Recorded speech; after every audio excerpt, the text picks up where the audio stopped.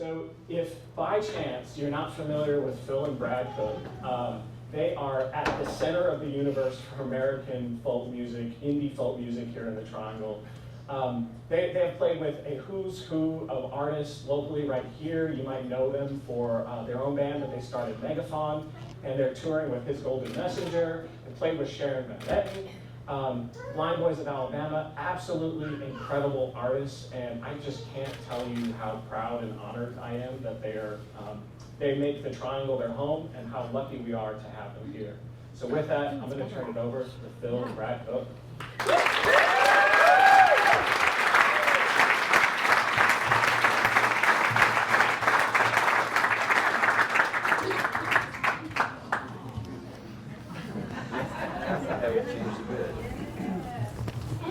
I think I gotta be closer. Yeah. Is that what we talked about? You're gonna flank left?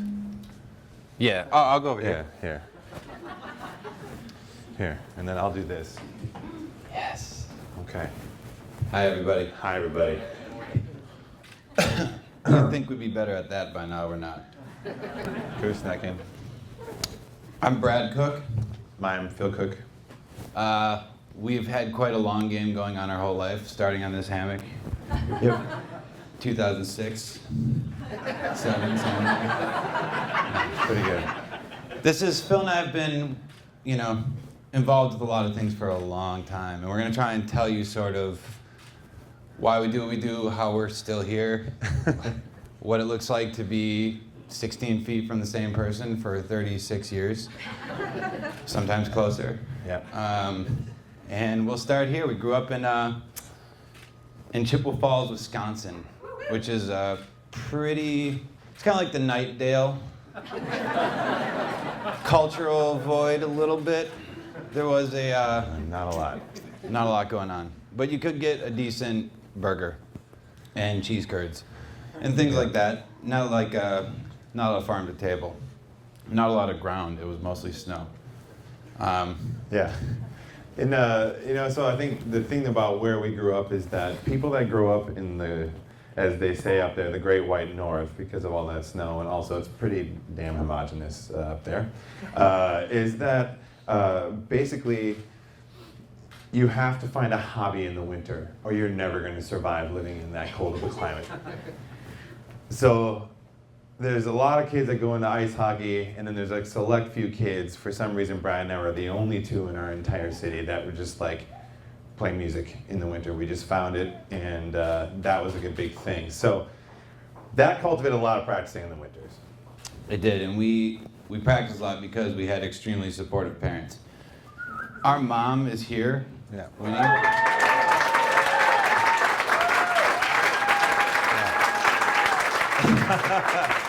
Our mom has maybe seen us perform in some capacity no less than 2,000 times. Yeah. She is the most supportive. Our dad, too, he's at home watching Phil and My kids. Heather's kids.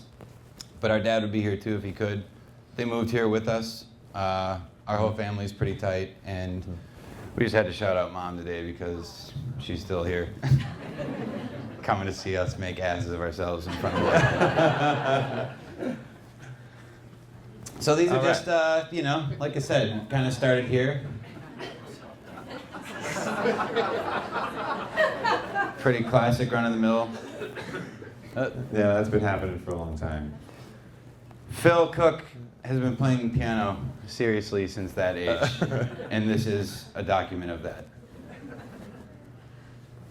Just a little bit more. We just kind of wanted to put you back, like how far this goes.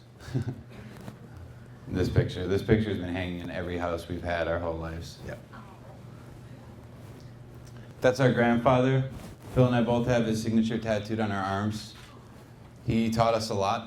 He taught us a lot about patience and people, and how to communicate clearly with people, and how important it is to acknowledge everybody's story. Yeah, definitely. That's something that's been with us for a really long time, and it's good to see that. Yeah. This is a big day for little Phil Cook right here.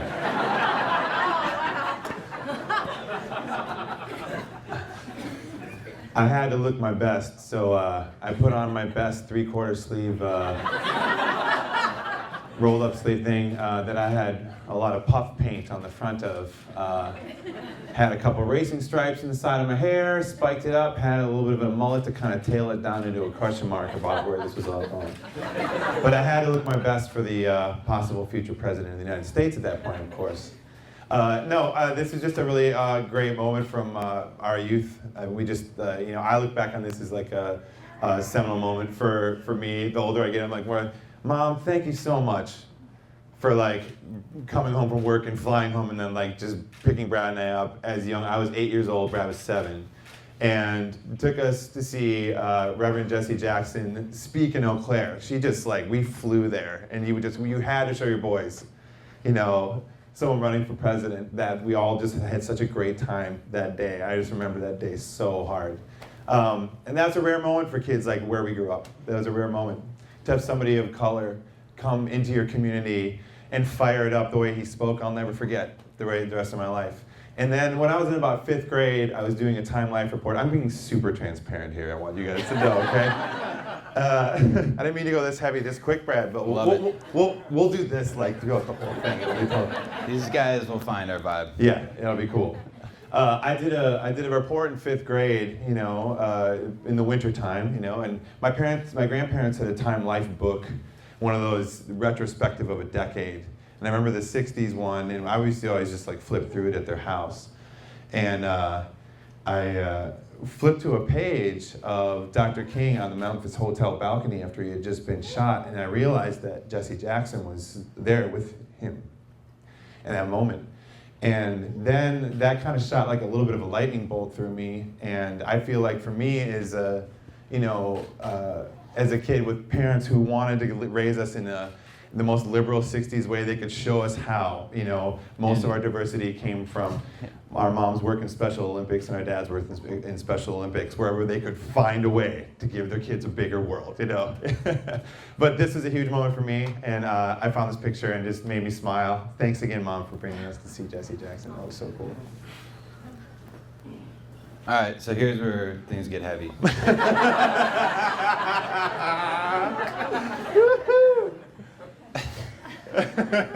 Well, what we've got here is a couple things. This is pre-year 2001 short ban. You're no longer allowed to wear shorts on the stage anywhere. If anyone hasn't pointed out. Every member. When the internet came along, that went right out the window. But we all were wearing shorts. We were committed, to say the least. Yep. But what we have here is Phil. He's wearing a little hat. You can't really see totally. We have our buddy Justin Vernon, who's from Bon Iver, who is here, who you guys know. Myself. Joe Westerland and Megaphone. Oh, wait. Hold real quick. Oh, yeah. Brad has Sharpie the word Ben Harper on to the shirt that he's wearing. Okay, moving on. This is Joe Westerland and Megaphone, who still lives here. This is our dear friend Trevor Hagen. Trevor, these guys are all important parts of this puzzle. But Trevor is a friend of ours who moved to Europe in 2013, and 2003. I'm so sorry. 2003. He's been there for 13 years. But Trevor, he's a huge source of inspiration for Phil and I, and for all of our crew. This crew, there's a couple more in this that we'll get to in another picture. But part of our, journey has been this foundation that we established when we were 15 and 16 years old with a handful of our, dear friends that we've been playing music with in some capacities with for 20-some years. But Trevor, for example, didn't really play music with us. He moved to Europe and became a pretty intense academic. And he has been awarded the Fulbright Scholarship twice. He's got a PhD in sociology and ethnomusicology. And he's about to publish a book worldwide on music made during communism in the Eastern Bloc in the 80s and 70s. And he is a brilliant mind. He's also the most spastic person we know, and he plays noise music. Yeah. Becca, this is Becca. Yeah, I hear you. We don't know what Becca's doing now. Sometimes that's part of the story too. Yeah. But this is when we recorded our first record, and this was a really exciting day for us. There's another guy, Chris Hall. We don't know what Chris is up to either. Yeah, we're not sure. He never really spoke to us when he was in the band, and he was in our band. Yeah. He played hand drums in the band, so it was kind of easy to forget about him. But he's sort of, in a fun way, you know, he's kind of off in the corner. We're in, you know, Wisconsin. Yeah. But Chris never really said a word in band practice. He never really said a word to any of us. He would show up at gigs fully prepared, and none of us have really spoken to him since. But he's a sweetheart. And He's a sweet man. I just want to acknowledge that we don't know that guy very well either. But right here, we introduced Kyle Jansen, Ponysaurus Brewing. Kyle has been with us. Kyle played trombone in our first band. Yeah. And Kyle has been a very important part of Phil and I's life since the minute we met him. And the three of us, Phil and Kyle and I, drove in a car together when we moved here in 2005 with all of the things we collected in college that we didn't realize we could replace for half the price on Craigslist. Once we got here after driving a 26-foot Penske truck. Yeah. So, anyway, but there's a couple more. Heather, who is married to Phil, Heather Cook. Heather's been with us since this time. Becky Jocassio, who Pie Pushers. Yep. Becky's been with us since this time. A bunch of us have all been, you know, moving around as a unit together, but this was a really kind of formative few years for all of us. Yeah. Phil. Oh yeah. That's high school, Phil. Oh yeah. That's where it was. And that's where you could find me. With that smile on my face still, damn it. Still there. Still there. Till the time Phil was 17 years old, that's where he sat in our house. Our parents had to ask him to come to dinner, to do a number of various tasks, go to bed, go to school. If he wasn't, he was there. Yeah. It's just Kyle from Ponysaurus. So is this. Just wanted to put these out there. We should make sure people in the back can understand that there's a rat tail right there. And that is a silk shirt shining true and bright. If you wonder where that beard gets its wacky sense of humor, it has been there since minute one. I don't know what we're doing here, but Phil had dreads. I was very eager to express myself. We were wearing earplugs though, which is cool. It's always good to have your ears protected. Some of these we just put in here because we didn't know where they came from. But in college, our first band broke up, and Phil and I and our buddy Justin continued to play music, and we started a band called The Armed Edison. And that was like the first time we really got serious about what it was we were trying to do. Mm-hmm. And I don't know, do you want to talk about The Army? Yeah, I love talking about The Armed Edison. Hi. So basically, like I said before, almost everything that you can kind of sum up is like these Midwestern kids just hold themselves up in basements for the whole winter.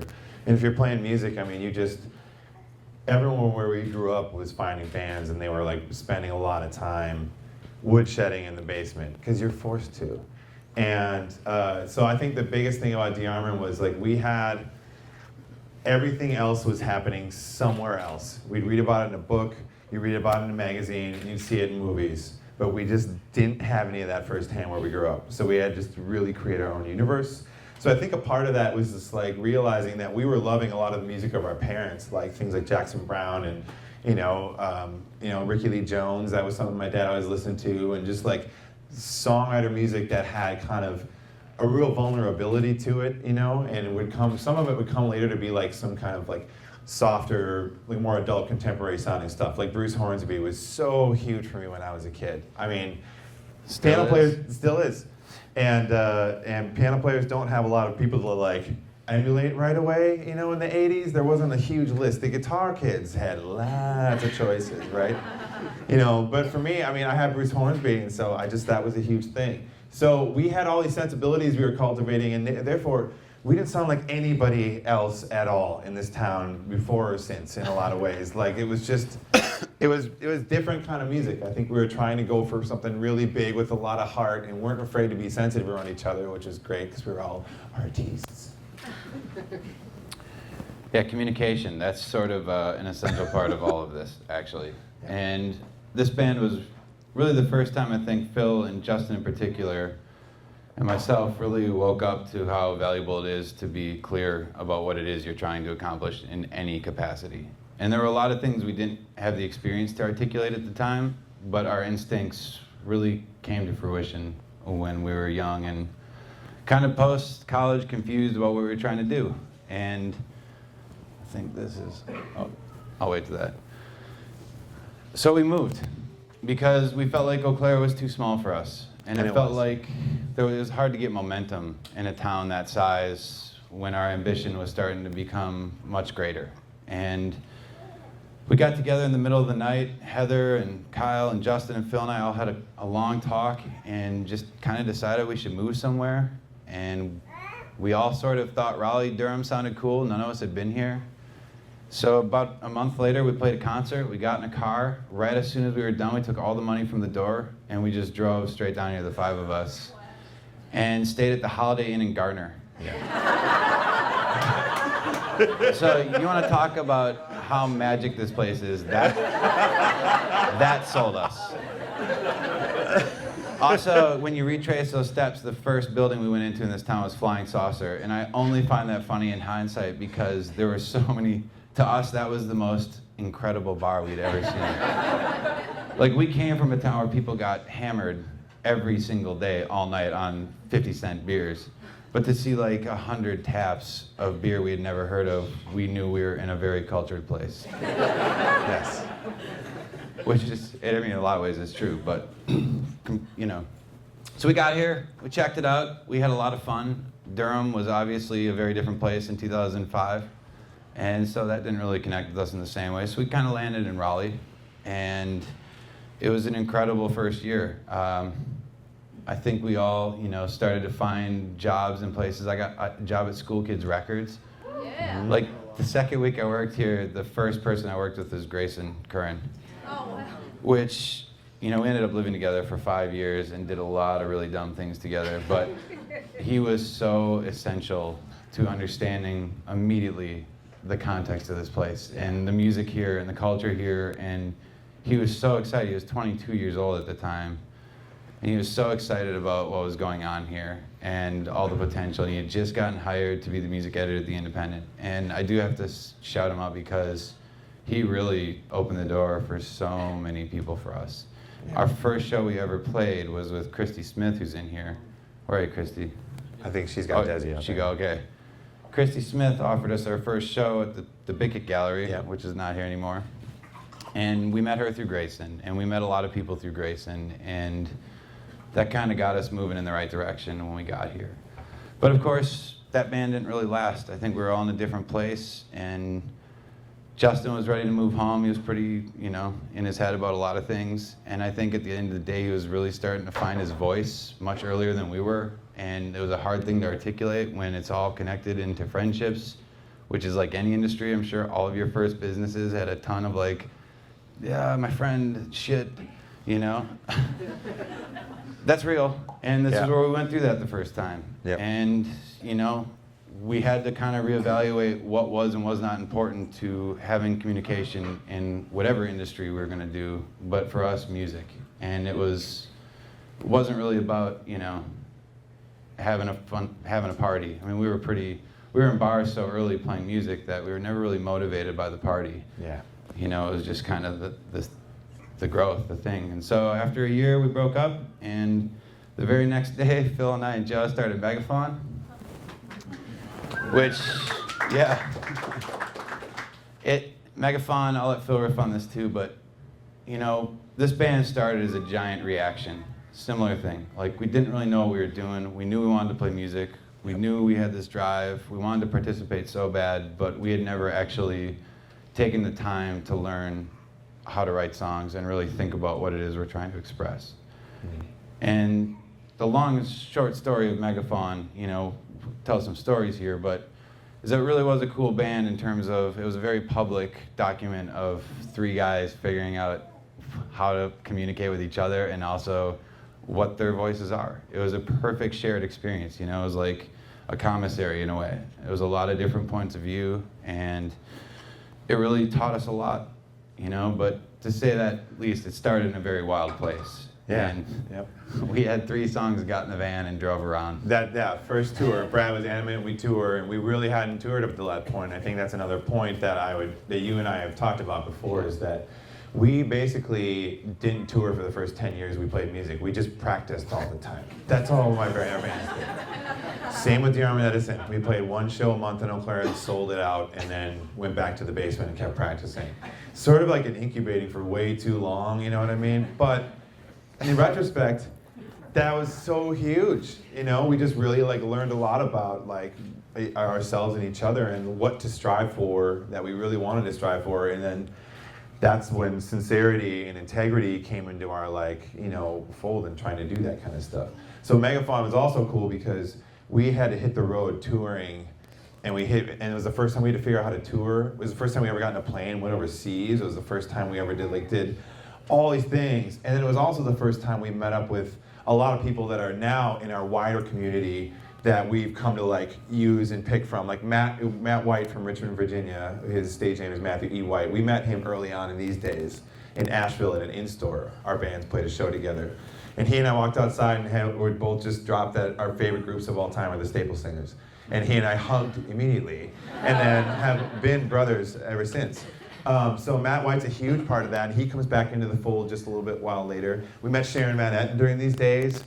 When she was drugs. Yeah, War on Drugs. We met all these guys we were all just touring the same clubs and the same circuits at this point in time, which isn't that long ago, but we were. This is a cool picture.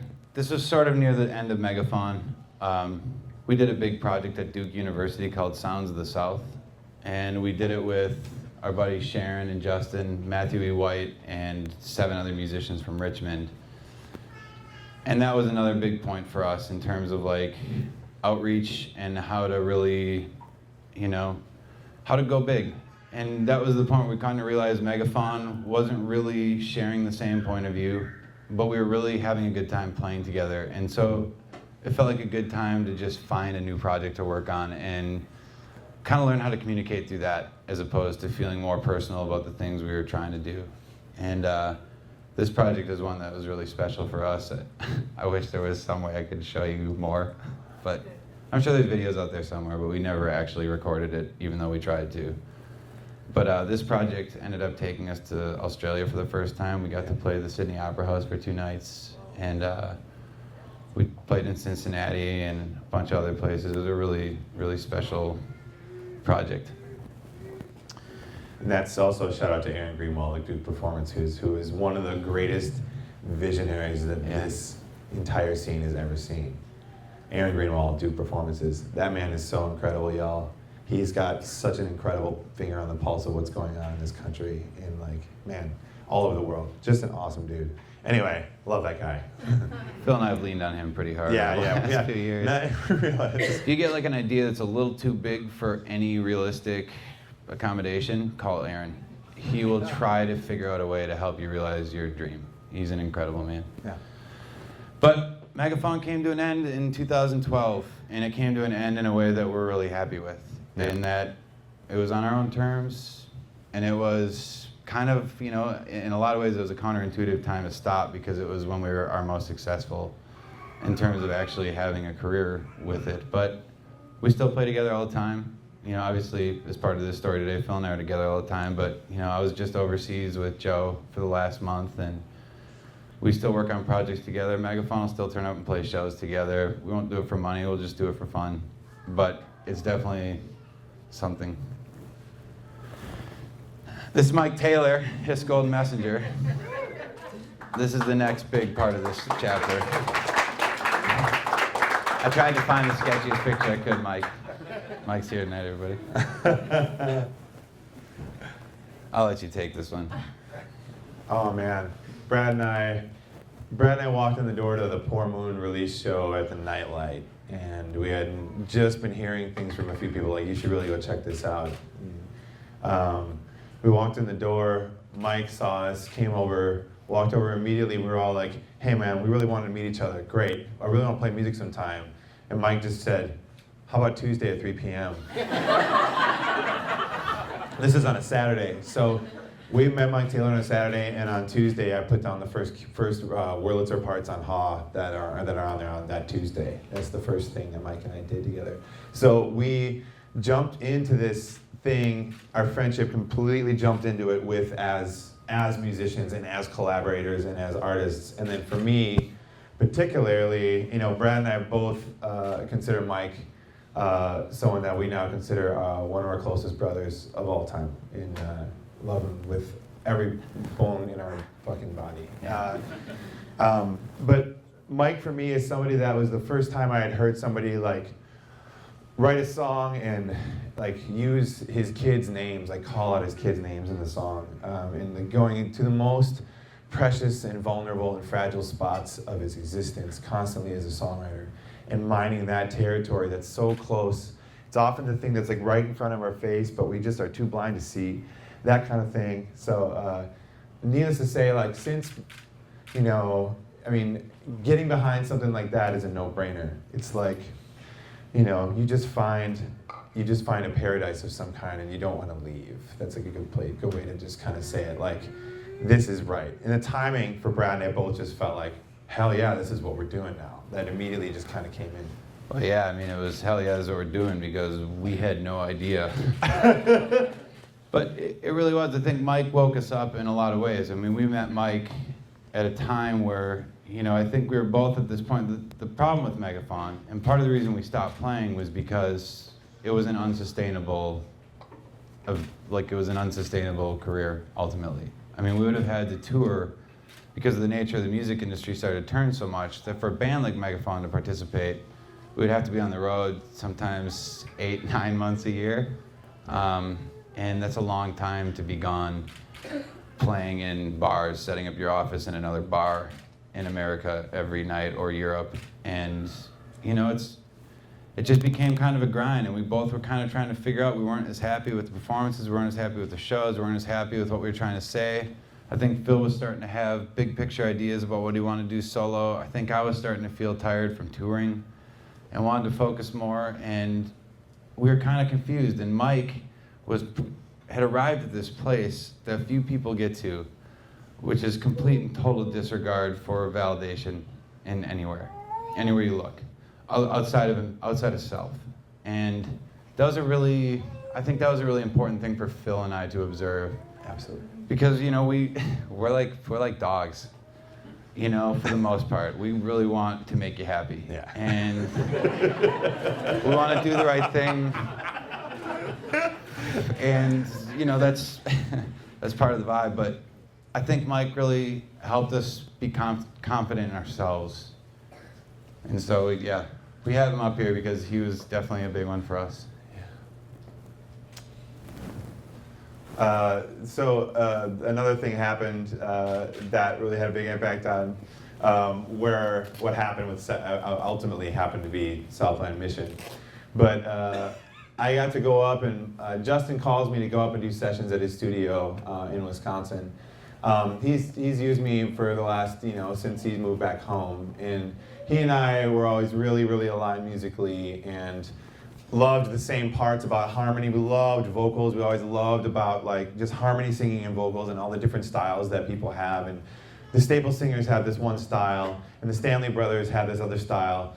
And they're singing the same songs, but they kind of blend and they smear their harmonies in different ways. And like he and I would just get into that kind of talk. So that just meant that when he was asked to produce this Blind Boys of Alabama record, he called me right away, and I was just like, my wife can attest to it, Brad can attest to it too, but I was just like real nervous because I've been listening to these dudes since I was 14 and had no idea what to expect if I was going to add up. I was pretty sure I was not going to cut it. You know what I mean? I was going into it with that kind of a mentality. But like all things, man, you just like walk through the door, not sure if you're going to be able to do it, but just you got to go through with it and do it. And usually something really magical happens when you take that leap, So I was the band director on this session. I got to actually like select all the songs. I got to like mine my love of gospel music and just go through it. And so Justin and I kind of basically co-produced this record, and I got to spend time with like my heroes. So these are all like just of gospel veterans right here, but like just this is Ben Moore. They're not going to say their names if you see them live. They're just the Blind Boys of Alabama as a unit.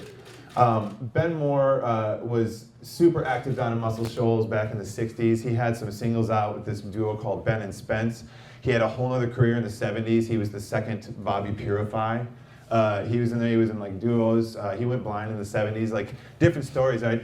Jimmy Carter, Jimmy's like 84 years old. Dude is so incredible. He like commands the entire ship. He says almost no words, and when he does speak, it's really low and like and just not many words. But every single person, like totally, he's just that kind of leader. He's incredible. Ricky McKinney and Paul Beasley were both in this huge group called the Gospel Keynotes on Nashboro Records in the 70s, and they were one of the kind of more real fiery kind of, Paul's got that Al Green, like super, super high. He can do that thing up really high. So they were in that kind of thing. So they've got stories like you wouldn't even believe. So I just basically was like, see this? This is what I was doing the entire week that I was in the studio. I know I asked too many questions. And since then I've been able to go through this experience where they all, just pulled me aside each and just said, Phil, you really know and love this music, and you know how to play it too, which is such an honor for us to see a tradition continuing on, and you paid attention to the styles, you know, and that's all like, just winters, man. I just had to like think about New Orleans for like 10 years and never go there. Just think about it and listen to the recordings and just imagine. And I think that yearning just kind of like made me kind of feel like I'm yearning for this music that I wanted to make since I was a kid, something that sounded like something that's been in the soundtrack. Brad and I's dad, the coolest thing he did for us when we were growing up was we went downhill skiing in the winter times. We would go up Christmas break every year, and we'd go up to the Upper Peninsula of Michigan, just snow up to here. I mean, just awesome. Ski hills, they are not mountains up there. The rides are short, but we would do it every year, and my dad would take a day off of work and he would make a mixtape, vinyl to tape, you know, where you have to cue it up just right, you gotta pause it just right, all that kind of thing, plan the timings. He would take a whole day of work to make a ski tape. Ski tape 1991, ski tape 92, ski tape 93. And we would go up north and we'd go skiing, and the whole way up in our Chevy Lumina that looked like a dustbuster, we would listen to the tape would just go on over and over, flip A to B, A to B, and then my dad would put the Walkman in his coat and he would put the thing on and he would be skiing to music. He was the only person I saw just out there skiing to music, and I think to this day the coolest thing that you and I have seen as a kid is our dad up on a ski hill, because dude will never, it's his most happy place. Brad and I have seen our dad at his most happy, absolute zen moment where like every single thing is lined up for him is when he's skiing, and he can use all four of his edges and he looks like a swan up there, man. He's like, you can look up on a ski hill and I can like, Brad and I can just go and see exactly which spot up there is dad. We just know his style that well. You know, so those ski tapes are the thing that I'm trying to pull around to, of just being like, that's Brad and I's soundtrack. You know, Otis Redding, The Small Faces, like really just, our dad had great taste in music. And so I just started writing some songs and I didn't know what was happening with them, and it took me a long time to show Brad. I remember the day I showed him to Brad, I was so nervous to show him to, because if Brad and I have this relationship where we can just read each other's face so well that like I couldn't show anything that wasn't totally ready, and I was so scared to show it to him, but like, you know, it was a big emotional moment. I mean, I played him this stuff that was like, really came from the beginning. You know, there's stuff that I can trace back to being 14 that's on Southland Mission. So anyway, Brad just immediately became my champion. We set to work and we just got all the people that we've met in the Triangle for the last like 10 years. We know so many rad people, man. People in the bluegrass community, man. Malin Orange, you know, Andrew and Emily are just incredible people. Bobby Britt, fiddle player. James Wallace, we met. He's just a dude that came on with us. Matt McCon. Amelia Meath moved down here, and we just, like, anyway, we have all these great people, and I just called all of them.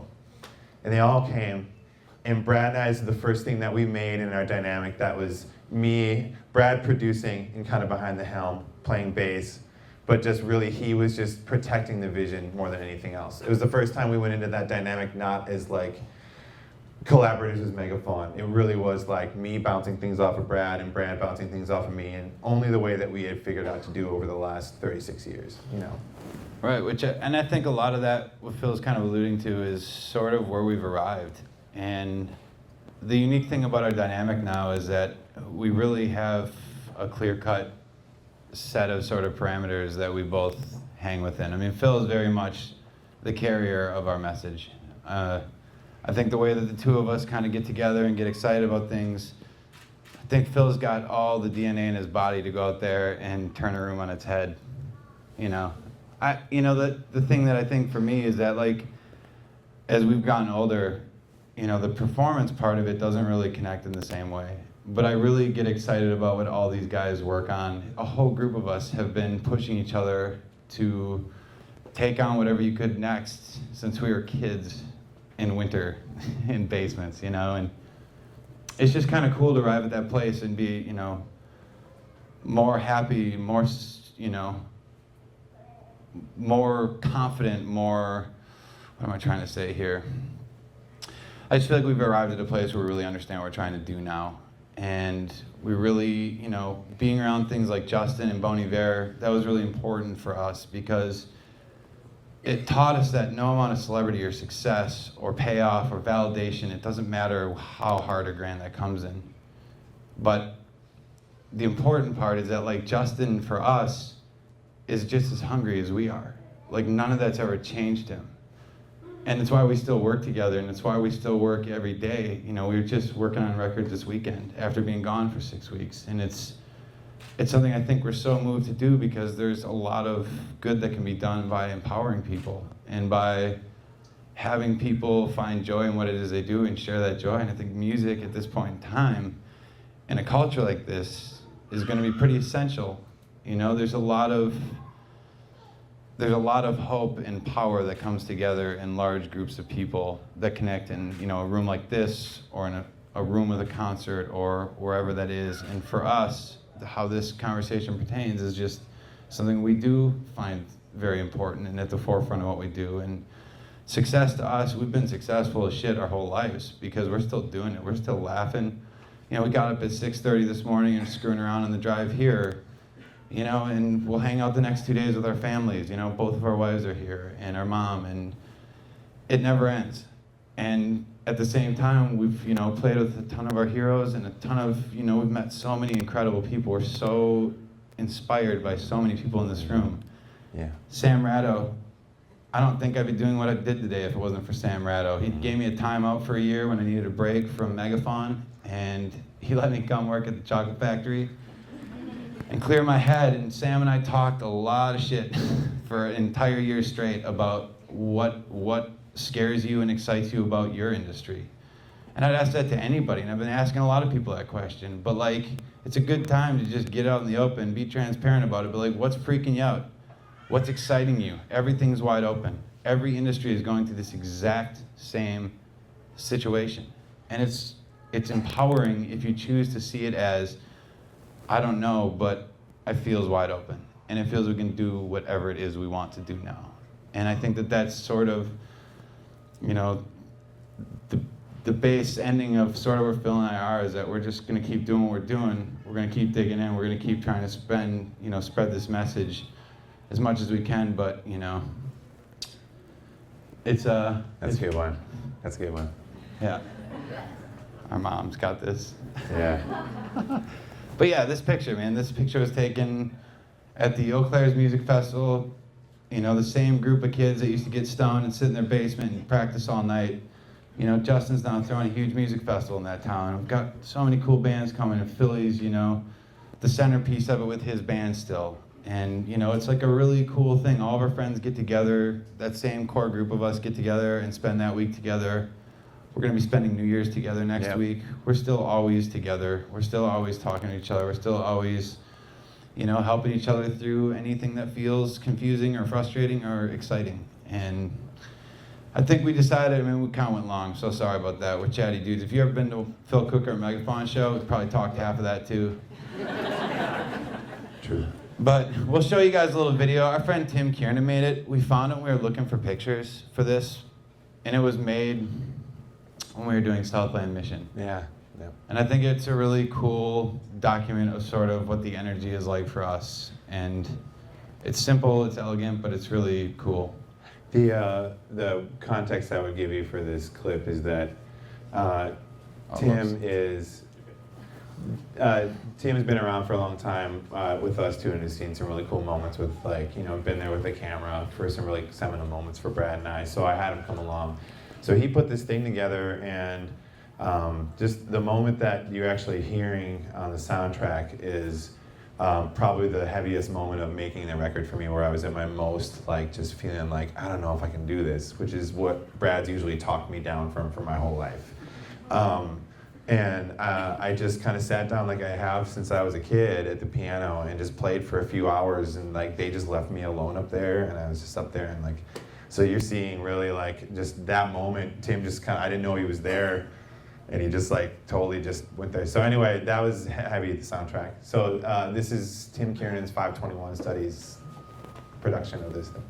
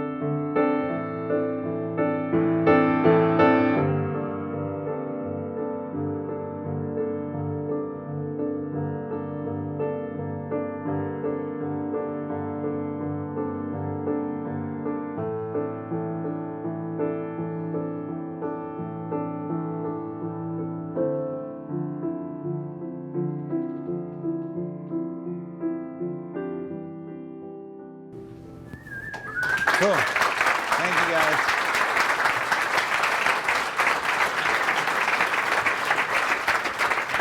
I think we might have wasted all the time for Q&A, but if anybody does have any questions, we'll answer anything with full transparency. Chris? So there's probably like a million different ideas that you have before you make the decision to put something on the record before it gets to us. Could you guys talk a little bit about how that decision-making process works? Like, how do you suss out, like, this is the thing that I want to pursue and commit to for like a year, 2 years, my time, my energy, that sort of thing? Well, I would definitely say that, you know, now in this current situation, usually I'm out in the live room and you're in the control room a lot of the time. So those decisions usually come down to Brad having a vision, talking to me through it, and then he and I having a quick, like, quick reference point thing, but we've been getting less reference pointing even. It's just nice. I like the way we started to talk about it. Like for instance, how to voice the organ, if we put a little organ port on something, or where we're coming from with it. And then Brad just like, okay, he just puts me in a headspace and then we go through it and then we get done. Brad usually makes those calls so you can talk about that part. Yeah, I think a lot of it I've arrived at is just trying to feel out somebody's energy. If somebody feels excited by something they just did, that's like the first thing I'm trying to pay attention to. But it's, I always talk about with these guys, but I always think about it like coaching. Like producing and coaching to me are very similar things of like, it just takes one person on the sidelines to see the whole play.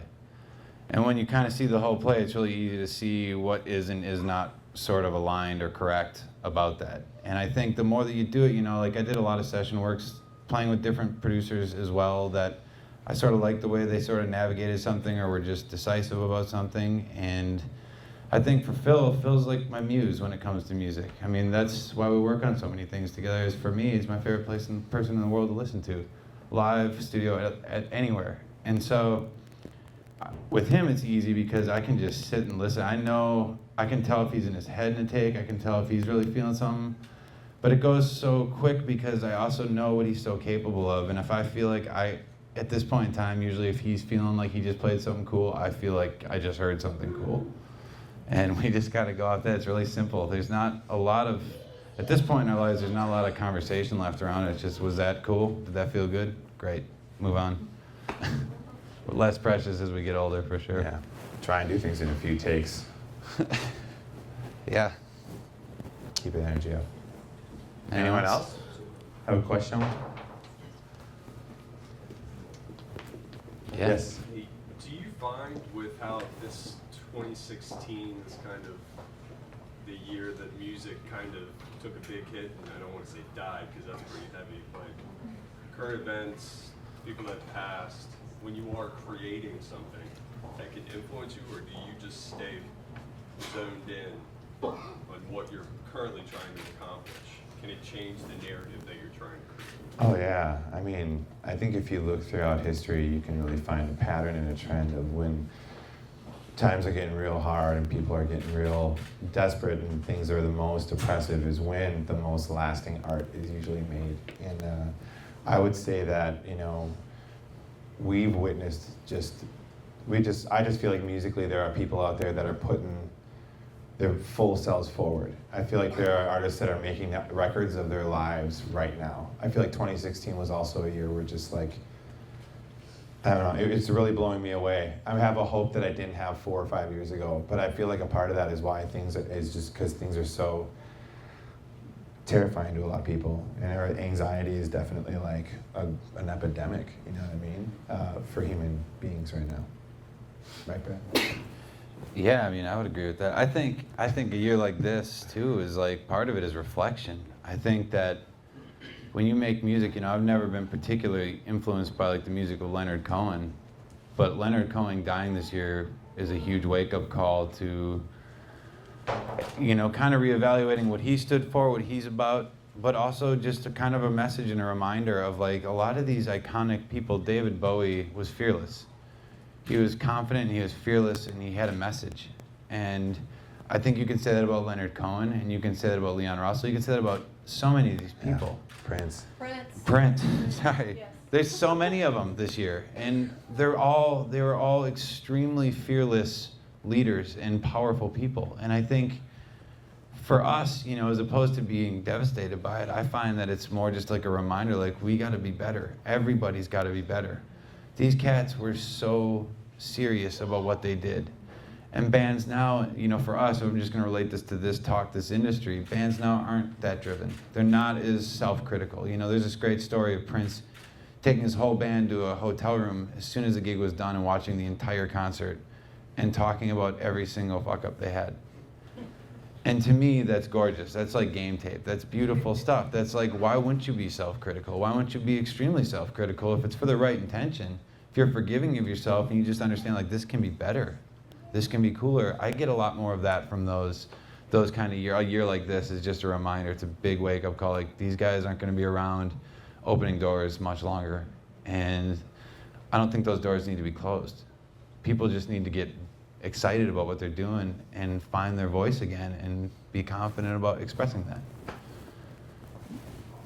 Anyone? Yeah, that was it, yeah. Great, thank you guys.